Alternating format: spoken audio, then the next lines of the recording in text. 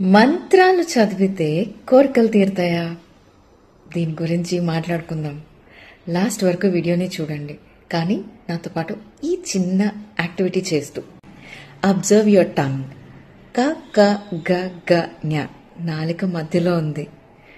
చ చ జ జ ఎన్నె నాలిక అంగుటికి పైన తగులుతోంది. ట ట ఢ ఢ న అంగుటికి మధ్యలో తగులుతోంది. త త ద ద న ఈ పళ్ళ మధ్యలో ఉంది.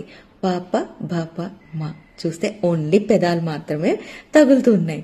సో మన సంస్కృతంలో ప్రతి అక్షరాన్ని ఎంత బాగా అమర్చారంటే, మనకి ఎలా అయితే నర్వ్ ఎండింగ్స్ అన్ని మన కాళ్ళు చేతులు వేళ్లలో ఉంటాయో అలాగే మన నోట్లో కూడా ఉంటాయన్నమాట.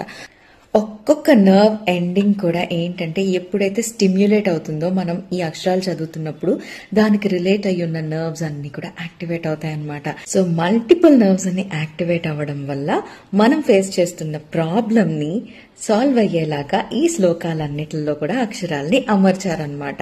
ఫర్ ఎగ్జాంపుల్, లలితా సహస్రం చదివితే మనకి మనలో ఉన్న కోరికలన్నీ కూడా పోతూ ఉంటాయి. వినాయకుడు చదువుతుంటే విఘ్నాలు అన్ని కూడా తొలగిపోతూ ఉంటాయి. సో ఇవన్నీ కూడా మన మీద మనకి నమ్మకం ఏర్పరచటం కోసం చేశారు.